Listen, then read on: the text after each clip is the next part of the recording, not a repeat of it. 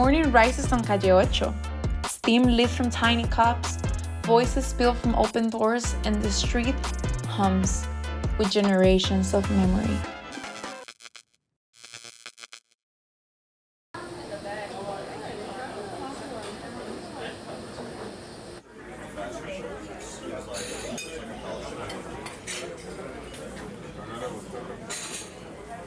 Nicole. Sí. Juliana, ¿cómo estás? Hola. Mucho gusto. Gracias, bienvenida a Versailles. Muchas gracias por recibirme. Me imagino estás demasiado ocupada.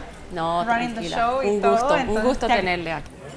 I am very excited. I asked everybody where should I go to learn about coffee culture in Miami, and they say Versailles. The name may come from France, but its soul belongs to Miami. Families gather, laughter stretches across tables, and recipes are handed down with care. Each cup holds the rhythm of community, an inheritance kept alive.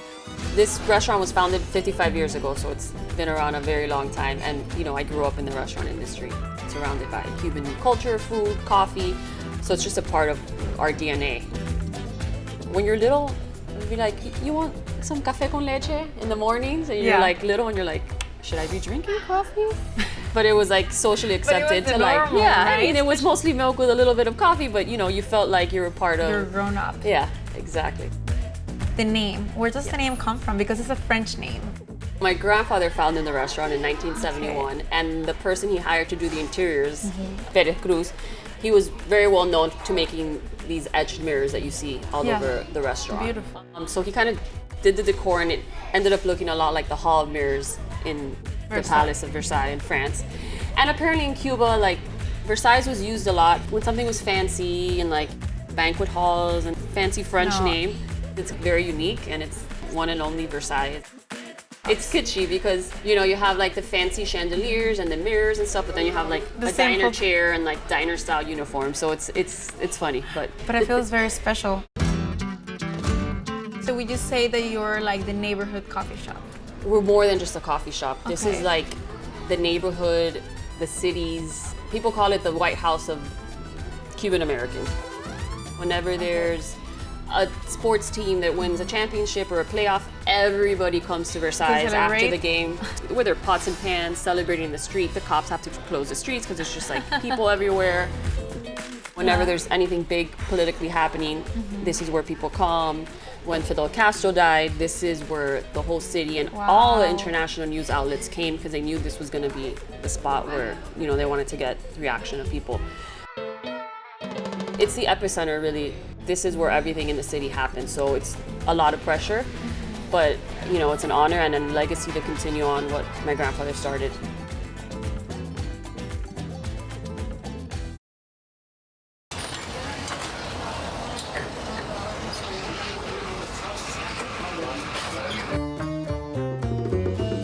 Before the landmark, there was a Ventanita and a father's recipe. Coffee was more than a drink, it was ritual, a language of belonging. From that window, a legacy rooted itself in the heart of the city. The Latin community in general is pretty much a coffee culture. It's not tea, it's coffee is this thing. I think one of the most famous is, or if not the most famous, is Cuban coffee.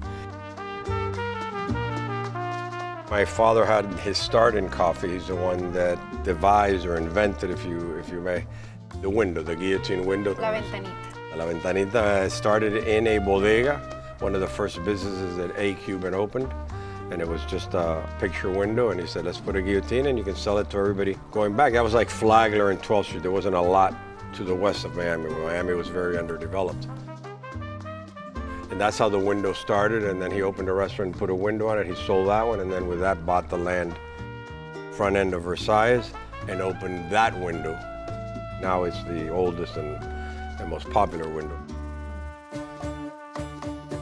La Ventanita is a cultural thing for Cubans, as is the coffee, but that window where everybody gets together and talks about what did you do today and where you're going, people actually go just to see the guys that are always there. It's just kind of a little reunion of a club. So what do you think that Versailles means to the community in Miami? Versailles has a life of its own. Started as a very small like diner, elegant, more for the artists, the poets, the musicians. There was a lot of artists that came from Cuba, so it was like a late night little cafe. Then a gentleman running for governor, Governor Bob Graham, did a day in the life of a busboy. He did it in Versailles. We put on his jacket and his tie, and he went around, and it became this crazy media thing. It came out on the paper, it came out in the Herald. Wow, they're honoring the Cuban community here. And since then, it just became a place to be seen by politicians, presidents of the United States, dignitaries from all over the world, rock stars that would go to say they had been to Versailles. So it's taken on that life. It is the most iconic Cuban location in Miami. Very rarely do you see coffee houses throughout the U.S. Very few people will order an espresso. They'll order a latte, a cappuccino. 1 out of every 50 sales is maybe an espresso. Miami is completely the opposite. You'll have 100 espressos, Cuban espressos, before you sell 1 café con leche or 1 cortadito, even though a lot of that is sold. Coffee is incredible, the importance of Cuban coffee in this community. Whatever part we had in it, restaurants is kind of what thrust the coffee into the world and then later in the markets, but we feel we were probably the ones that pushed the most Cuban coffee into the culture. The recipe, in fact, is 63 years old. I feel we have the bull by the horn as far as Cuban coffee. It's not going to go away. We're going to maintain it and keep going forward. The restaurants, it's a little bit more up to the kids because to open a restaurant is not an easy thing. It's very complex. Versailles has always stayed as a lone restaurant because it had the funny name, mainly that's why. Like the logo says, the world's most famous Cuban restaurant. La Carreta carries a Cuban connotation to it. It's a Cuban brand that you can do a lot of things with. And that's what they're kind of looking towards the future.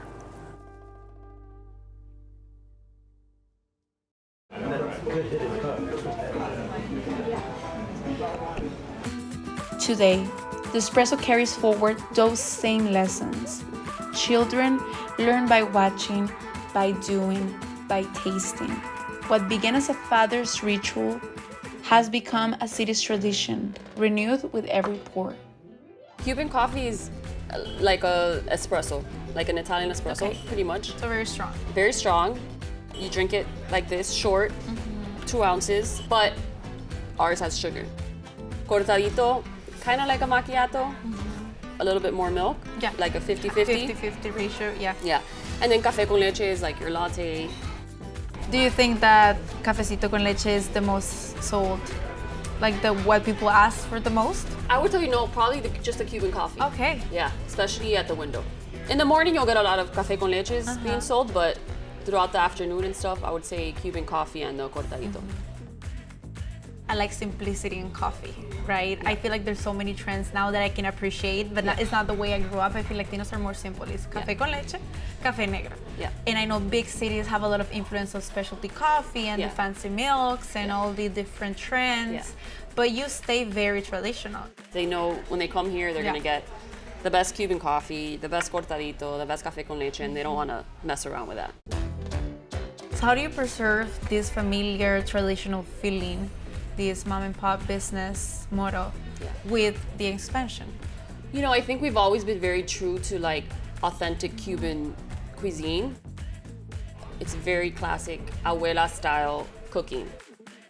We've been around for so long. A lot of our employees have been with us for a very, very long time. So you would say it's like a community, like a family? It's a community, yeah. Like generations of families work here. People have worked here for 40 years. You're gonna see the same people because you have a lot of people that come every single day. Like we have a group of men that come that we call the teenagers. They've been coming since they were teenagers. Now they're all elderly. A little older? Yes. Well, I'm sure they appreciate that you still call them teenagers. Yeah, they love it. They're like famous here. What do you wish that people would take away from coming to Versailles? I hope that they leave with a fuller belly. Well, you know what they say, panza llena, corazón contento. Exactly. If you're someone from Miami, it's like a second home to you, and you always feel comfortable coming here. And for people that are visiting, I hope that they get a good taste of Miami and our food and our music and our culture, and hopefully they love it and they'll tell other people. You know, we're blessed that this restaurant means so much to so many people and has been around for so long.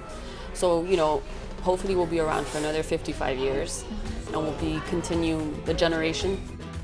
When I entered, the music was beautiful. There was salsa playing everywhere. And even me, that I'm not Cuban, I'm Costa Rican, it really felt like I was at home. Yeah. It's like a big community. It's so beautiful. Yeah, thank you. Coffee holds memory, culture, and continuity. Served fresh each day, it moves quietly from hand to hand, carrying Miami's story into tomorrow. Cheers. Cheers.